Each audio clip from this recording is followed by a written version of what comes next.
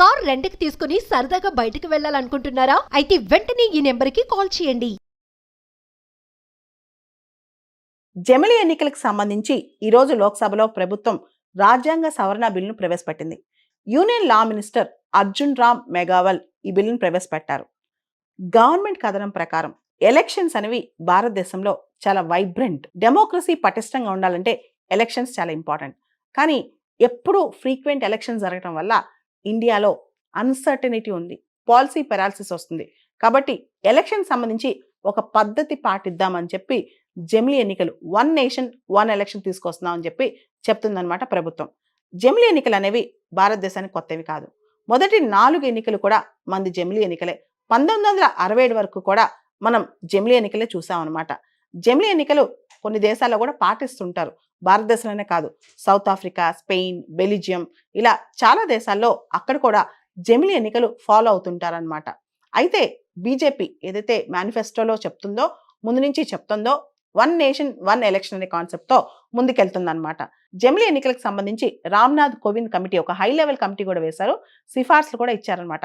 ఈ కమిటీ దాదాపు 18 clauses, sub clauses, new ఆర్టికల్కి సంబంధించి టోటల్గా 18 చేంజెస్ చెప్పింది రాజ్యాంగంలో జమిలి ఎన్నికలకు సంబంధించి. అయితే రామ్నాథ్ కోవింద్ కమిటీ సిఫార్సుల ప్రకారం మేజర్ అమెండ్మెంట్స్ ఏదైతే కాన్స్టిట్యూషన్ అమెండ్మెంట్ బిల్ ఉందో, ఏదైతే లోక్సభ, స్టేట్ అసెంబ్లీ సింక్ చేస్తున్నారో దీనికి సంబంధించి రాష్ట్రాల యొక్క సమ్మతి కూడా అవసరం లేదు అని చెప్పి రామ్నాథ్ కోవింద్ కమిటీ చెప్పేసింది అనమాట. అయితే ఈ జమిలి ఎన్నికలకు సంబంధించి రకరకాల రాజ్యాంగ సవరణలు కూడా మన దృష్టిలోకి వస్తున్నాయి. ముఖ్యంగా మనం చెప్పాలంటే ఆర్టికల్ 82, మన రాజ్యాంగంలో ఆర్టికల్ 82కి ఏని జోడిస్తున్నారనమాట. అంటే Lok Sabha, state assembly elections sync చేస్తున్నారు, సింక్రనైజ్ చేస్తున్నారు. దాని తర్వాత ఆర్టికల్ 83కి అమెండ్మెంట్ చేస్తున్నారు, ఆర్టికల్ 172కి అమెండ్మెంట్ చేస్తున్నారు, ఆర్టికల్ 327కి అమెండ్మెంట్ చేస్తున్నారు. దాంతోపాటు కొన్ని చట్టాలు కూడా చేసుకొస్తున్నారనమాట. కొన్ని చట్టాలు మార్పులు చేస్తున్నారు. ముఖ్యంగా యూనియన్ టెరిటరీస్ లాస్ బిల్ 2024 ఒకటి, national capital territory of Delhi act 1991 ఒకటి, తర్వాత section 17 of Jammu Kashmir reorganisation act 2019 ఒకటి, వీటిలో కూడా మార్పులు తీసుకొస్తున్నారు. ముఖ్యంగా 2 రాజ్యాంగ సవరణ బిల్లు, తర్వాత కొన్ని చట్టాల్లో కూడా సవరణలు చేస్తున్నారు అనమాట. ఎందుకు ఈ సవరణలు చేస్తున్నారు? లోక్సభ, స్టేట్ అసెంబ్లీ ఎన్నికలు కలిపి జరపడానికి, అదేవిధంగా లోకల్ బాడీ ఎలక్షన్స్ అవి జరిగిన తర్వాత 100 రోజుల లోపల జరపడానికి, దేశం మొత్తం single electoral roll, single voter ID కార్డులు ఇవ్వడానికి, వీటన్నిటికి సంబంధించి బిల్లులు తీసుకొస్తున్నారనమాట. వీటినే కొన్ని రాజ్యాంగ సవరణ బిల్లు, కొన్నేమో సాధారణ సవరణ బిల్లు వస్తున్నాయి అనమాట. ముఖ్యంగా మేజర్ సవరణ బిల్లు ఏదైతే రాజ్యాంగ సవరణ బిల్లు మొదటి చట్టం ఉందో దానికి స్టేట్స్ యొక్క కన్సెంట్ రాటిఫికేషన్ అవసరం లేదు. ఇది మనం స్పష్టంగా తెలుసుకోవాలి. ఆ తర్వాత ఎలక్షన్స్, జమిలి ఎన్నికలు భారతదేశంలో ఎప్పుడు వస్తాయి? కొత్తగా ఇప్పుడు యూనియన్ క్యాబినెట్ రీసెంట్గా అప్రూవ్ చేసిన బిల్లు, ఈరోజు లోక్సభలో టేబుల్ చేసిన బిల్లు ప్రకారం జమిలి ఎన్నికలు అనేవి ఫస్ట్ అపాయింటెడ్ డేట్, ఆ అపాయింటెడ్ డేట్ ఎప్పుడు ఉంటుందంటే దాదాపు 20th లోక్సభ నుంచి జమిలి ఎన్నికలు రావచ్చు. ప్రస్తుతం మనం 18వ లోక్సభలో ఉన్నాం, 19వ లోక్సభలో కూడా రాకలేకపోవచ్చు. అయితే ఇక్కడ 2034కి జమిలి ఎన్నికలు వచ్చే అవకాశం స్పష్టంగా కనిపిస్తుంది అనమాట. 2034 ముందు మనం గమనిస్తే కనుక ఒకవేళ ఒక లెజిస్లేటివ్ అసెంబ్లీ 2031లో ఏర్పడింది, లేదా 2032లో ఏర్పడింది, అవన్నీ కూడా మిగతా ఎక్స్పైరేషన్ టర్మే ఉంటాయి. ఫస్ట్ అపాయింటెడ్ డేకి 2034కి అన్నీ ఒకటేసారి రద్దు చేసి అన్నిటికీ ఒకటేసారి ఎన్నికలు పెడతారు. అయితే జమిలి ఎన్నికలకు సంబంధించి చాలామంది ఎందుకు విమర్శలు చేస్తున్నారు?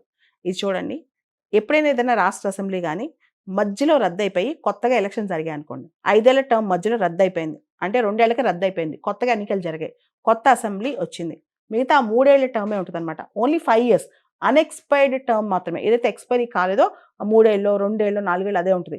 తర్వాత మళ్ళా లోక్సభతో కలిపి ఎన్నికలు జరగాల్సిందే. అయితే భారతదేశం యొక్క సమాఖ్య విధానం, ఈ సమాఖ్య విధానంలో రాష్ట్రాలు కూడా హక్కులు ఉంటాయి. ఇప్పుడు రాష్ట్ర ఎలక్షన్స్ని, కేంద్ర ఎలక్షన్స్ని ఒకటేసారి లింక్ చేస్తే ఎలా? ఇదే ప్రధానమైన ప్రశ్న అనమాట. దీనికి సంబంధించి ఇది డెమోక్రసీ కాదు, ఇది డిక్టేటర్షిప్ అవుతుంది, ఇది డ్రెకోనియన్ రూల్ అవుతుంది, ఇది యాంటీ కాన్స్టిట్యూషనల్, ఇది రాజ్యాంగ మౌలిక స్వరూపం, బేసిక్ స్ట్రక్చర్కి విరుద్ధం, ఇలా వాదిస్తున్నారు. ఏదేమైనప్పటికీ జాయింట్ పార్లమెంటరీ కమిటీ ఏం చెప్తుంది?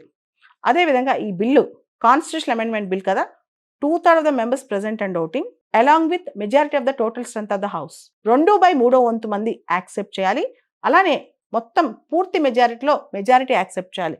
ఇలా లోక్సభలో, రాజ్యసభలో యాక్సెప్ట్ చేస్తేనే, ఈ అమెండ్మెంట్ పాస్ చేస్తేనే ఈ బిల్స్ పాస్ అవుతాయి అన్నమాట. అయితే ఇప్పుడు అపోజిషన్ కూడా చాలా స్ట్రాంగ్గా ఉంది. ఇండియా అలయన్స్ కావచ్చు, రకరకాల పార్టీస్ కావచ్చు, వాళ్ళందరూ మరి ఈ బిల్ని ముందుకు పంపిస్తారా లేదా? జాయింట్ పార్లమెంటరీ కమిటీ నుంచి ఈ బిల్లు బయటకు వచ్చిన తర్వాత ఈ బిల్లు పాస్ అవుద్దా లేదా? ఇదే పెద్ద క్వశ్చన్ అన్నమాట. అయితే ఇంతకు ముందు గత వారం వరకు మనం అనుకున్నట్లు 1 or 2 ఇయర్స్‌లోనే జమిలీ ఎన్నికలు తెస్తారనుకోవడం కరెక్ట్ కాదు. ఎందుకంటే జమిలీ ఎన్నికలకి టైం పట్టుద్దని మాత్రం ఇప్పుడు మనకి అర్థమవుతుంది. అయితే ఇక్కడ మనం ఒక విషయం అర్థం చేసుకోవాలి. ఈ రోజున అంటే ఈ రోజు లోక్‌సభకి కంపల్సరీ అటెండ్ అవ్వాలని చెప్పి బీజేపీ విప్ కూడా ఇష్యూ చేసిందంట. విప్ కూడా జారీ చేసిందంట. ఈరోజు జమిలీ ఎన్నికల బిల్లు ప్రవేశపెడుతున్నారు కాబట్టి కంపల్సరీగా మెంబర్స్ అందరూ బీజేపీ తరఫున అందరూ అటెండ్ కావాలని చెప్పి బీజేపీ పార్టీ విప్ జారీ చేసిందంట. అంటే ఈ బిల్‌కి రూలింగ్ పార్టీ ఎంత ప్రాముఖ్యత ఇస్తుందో మనం తెలుసుకోవాలి. జమిలీ ఎన్నికలకు సంబంధించి ఈ రోజు లోక్‌సభలో ప్రభుత్వం రాజ్యాంగ సవరణ బిల్లును ప్రవేశపెట్టింది. Union law minister Arjun Ram Meghwal ఈ బిల్లును ప్రవేశపెట్టారు. గవర్నమెంట్ కథనం ప్రకారం ఎలక్షన్స్ అనేవి భారతదేశంలో చాలా వైబ్రెంట్, డెమోక్రసీ పటిష్టంగా ఉండాలంటే ఎలక్షన్స్ చాలా ఇంపార్టెంట్. కానీ ఎప్పుడూ ఫ్రీక్వెంట్ ఎలక్షన్స్ జరగడం వల్ల ఇండియాలో అన్సర్టనిటీ ఉంది, పాలసీ పెరాలసిస్ వస్తుంది. కాబట్టి ఎలక్షన్ సంబంధించి ఒక పద్ధతి పాటిద్దామని చెప్పి జమిలీ ఎన్నికలు 1 నేషన్ 1 ఎలక్షన్ తీసుకొస్తున్నామని చెప్పి చెప్తుందన్నమాట ప్రభుత్వం. జమిలీ ఎన్నికలు అనేవి భారతదేశానికి కొత్తవి కాదు. మొదటి 4 ఎన్నికలు కూడా మంది జమిలీ ఎన్నికలే. 1967 వరకు కూడా మనం జమిలీ ఎన్నికలే చూసామన్నమాట. జమిలీ ఎన్నికలు కొన్ని దేశాల్లో కూడా పాటిస్తుంటారు. భారతదేశంలోనే కాదు, సౌత్ ఆఫ్రికా, స్పెయిన్, బెల్జియం ఇలా చాలా దేశాల్లో అక్కడ కూడా జమిలీ ఎన్నికలు ఫాలో అవుతుంటారనమాట. అయితే బీజేపీ ఏదైతే మేనిఫెస్టోలో చెప్తుందో, ముందు నుంచి చెప్తుందో 1 నేషన్ 1 ఎలక్షన్ అనే కాన్సెప్ట్తో ముందుకెళ్తుందన్నమాట. జమిలీ ఎన్నికలకు సంబంధించి రామ్నాథ్ కోవింద్ కమిటీ ఒక హై లెవెల్ కమిటీ కూడా వేశారు, సిఫార్సులు కూడా ఇచ్చారనమాట. ఈ కమిటీ దాదాపు 18 క్లాజెస్, సబ్ క్లాజెస్, న్యూ ఆర్టికల్కి సంబంధించి టోటల్గా 18 చేంజెస్ చెప్పింది రాజ్యాంగంలో జమిలీ ఎన్నికలకు సంబంధించి. అయితే రామ్నాథ్ కోవింద్ కమిటీ సిఫార్సుల ప్రకారం మేజర్ అమెండ్మెంట్స్ ఏదైతే కాన్స్టిట్యూషనల్ అమెండ్మెంట్ బిల్ ఉందో, ఏదైతే లోక్సభ, స్టేట్ అసెంబ్లీ సింక్ చేస్తున్నారో దీనికి సంబంధించి రాష్ట్రాల యొక్క సమ్మతి కూడా అవసరం లేదు అని చెప్పి రామ్నాథ్ కోవింద్ కమిటీ చెప్పేసింది అనమాట. అయితే ఈ జమిలీ ఎన్నికలకు సంబంధించి రకరకాల రాజ్యాంగ సవరణలు కూడా మన దృష్టిలోకి వస్తున్నాయి. ముఖ్యంగా మనం చెప్పాలంటే ఆర్టికల్ 82, మన రాజ్యాంగంలో ఆర్టికల్ 82కి ఏని జోడిస్తున్నారనమాట. అంటే Lok Sabha, state assembly elections sync చేస్తున్నారు, సింక్రనైజ్ చేస్తున్నారు. దాని తర్వాత ఆర్టికల్ 83కి అమెండ్మెంట్ చేస్తున్నారు, ఆర్టికల్ 172కి అమెండ్మెంట్ చేస్తున్నారు, ఆర్టికల్ 327కి అమెండ్మెంట్ చేస్తున్నారు. దాంతోపాటు కొన్ని చట్టాలు కూడా చేసుకొస్తున్నారనమాట.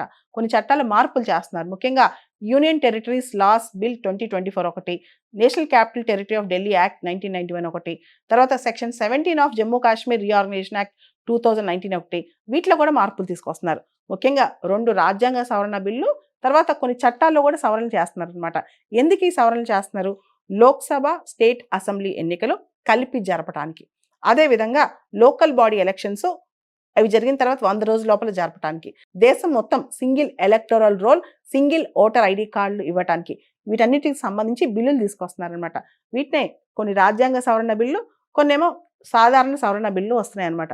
ముఖ్యంగా మేజర్ సవరణ బిల్లు ఏదైతే రాజ్యాంగ సవరణ బిల్లు మొదటి చట్టం ఉందో దానికి స్టేట్స్ యొక్క కన్సెంట్ రాటిఫికేషన్ అవసరం లేదు. ఇది మనం స్పష్టంగా తెలుసుకోవాలి. ఆ తర్వాత ఎలక్షన్స్, జమిలీ ఎన్నికలు భారతదేశంలో ఎప్పుడు వస్తాయి? కొత్తగా ఇప్పుడు యూనియన్ క్యాబినెట్ రీసెంట్గా అప్రూవ్ చేసిన బిల్లు, ఈరోజు లోక్సభలో టేబుల్ చేసిన బిల్లు ప్రకారం జమిలీ ఎన్నికలు అనేవి ఫస్ట్ అపాయింటెడ్ డేట్, ఆ అపాయింటెడ్ డేట్ ఎప్పుడు ఉంటుందంటే దాదాపు 20th లోక్సభ నుంచి జమిలీ ఎన్నికలు రావచ్చు.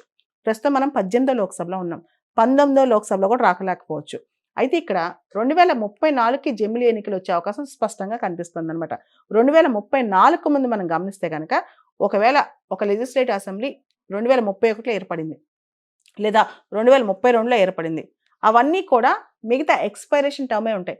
ఫస్ట్ అపాయింటెడ్ డేకి 2034కి అన్నీ ఒకటేసారి రద్దు చేసి అన్నిటికీ ఒకటేసారి ఎన్నికలు పెడతారు. అయితే జమిలీ ఎన్నికలకు సంబంధించి చాలామంది ఎందుకు విమర్శలు చేస్తున్నారు? ఇది చూడండి, ఎప్పుడైనా ఏదైనా రాష్ట్ర అసెంబ్లీ కానీ మధ్యలో రద్దయిపోయి కొత్తగా ఎలక్షన్ జరిగాయి అనుకోండి, 5 ఏళ్ల టర్మ్ మధ్యలో రద్దయిపోయింది అంటే 2 ఏళ్ళకి రద్దయిపోయింది, కొత్తగా ఎన్నికలు జరిగాయి, కొత్త అసెంబ్లీ వచ్చింది, మిగతా 3 ఏళ్ల టర్మే ఉంటుంది అనమాట. ఓన్లీ 5 years అన్ఎక్స్పైర్డ్ టర్మ్ మాత్రమే, ఏదైతే ఎక్స్పైరీ కాలేదో 3 ఏళ్ళు, 2 ఏళ్ళు, 4 ఏళ్ళు అదే ఉంటుంది. తర్వాత మళ్ళా లోక్సభతో కలిపి ఎన్నికలు జరగాల్సిందే. అయితే భారతదేశం యొక్క సమాఖ్య విధానం, ఈ సమాఖ్య విధానంలో రాష్ట్రాలు కూడా హక్కులు ఉంటాయి. ఇప్పుడు రాష్ట్ర ఎలక్షన్స్ని, కేంద్ర ఎలక్షన్స్ని ఒకటేసారి లింక్ చేస్తే ఎలా? ఇదే ప్రధానమైన ప్రశ్న అనమాట. దీనికి సంబంధించి ఇది డెమోక్రసీ కాదు, ఇది డిక్టేటర్షిప్ అవుతుంది, ఇది డ్రెకోనియన్ రూల్ అవుతుంది, ఇది యాంటీ కాన్స్టిట్యూషనల్, ఇది రాజ్యాంగ మౌలిక స్వరూపం, బేసిక్ స్ట్రక్చర్కి విరుద్ధం, ఇలా వాదిస్తున్నారు. ఏదేమైనప్పటికీ జాయింట్ పార్లమెంటరీ కమిటీ ఏం చెప్తుంది? అదేవిధంగా ఈ బిల్లు కాన్స్టిట్యూషన్ అమెండ్మెంట్ బిల్ కదా, 2/3 of the members present and voting along with majority of the total strength of the house 2/3 వంతు మంది యాక్సెప్ట్ చేయాలి. అలానే మొత్తం పూర్తి మెజారిటీలో మెజారిటీ యాక్సెప్ట్ చేయాలి. ఇలా లోక్సభలో రాజ్యసభలో యాక్సెప్ట్ చేస్తేనే ఈ అమెండ్మెంట్ పాస్ చేస్తేనే ఈ బిల్స్ పాస్ అవుతాయి అన్నమాట. అయితే ఇప్పుడు అపోజిషన్ కూడా చాలా స్ట్రాంగ్గా ఉంది. ఇండియా అలయన్స్ కావచ్చు, రకరకాల పార్టీస్ కావచ్చు, వాళ్ళందరూ మరి ఈ బిల్ని ముందుకు పంపిస్తారా లేదా, జాయింట్ పార్లమెంటరీ కమిటీ నుంచి ఈ బిల్లు బయటకు వచ్చిన తర్వాత ఈ బిల్లు పాస్ అవుద్దా లేదా, ఇదే పెద్ద క్వశ్చన్ అనమాట. అయితే ఇంతకు ముందు గత వారం వరకు మనం అనుకున్నట్లు 1 or 2 yearsలోనే జమిలీ ఎన్నికలు తెస్తారనుకోవడం కరెక్ట్ కాదు. ఎందుకంటే జమిలీ ఎన్నికలకి టైం పట్టుద్దని మాత్రం ఇప్పుడు మనకి అర్థమవుతుంది. అయితే ఇక్కడ మనం ఒక విషయం అర్థం చేసుకోవాలి. ఈ రోజున అంటే ఈ రోజు లోక్సభకి కంపల్సరీ అటెండ్ అవ్వాలని చెప్పి బీజేపీ విప్ కూడా ఇష్యూ చేసిందంట, విప్ కూడా జారీ చేసిందంట. ఈరోజు జమిలీ ఎన్నికల బిల్లు ప్రవేశపెడుతున్నారు కాబట్టి కంపల్సరీగా మెంబర్స్ అందరూ బీజేపీ తరఫున అందరూ అటెండ్ కావాలని చెప్పి బీజేపీ పార్టీ విప్ జారీ చేసిందంట. అంటే ఈ బిల్కి రూలింగ్ పార్టీ ఎంత ప్రాముఖ్యత ఇస్తుందో మనం తెలుసుకోవాలి.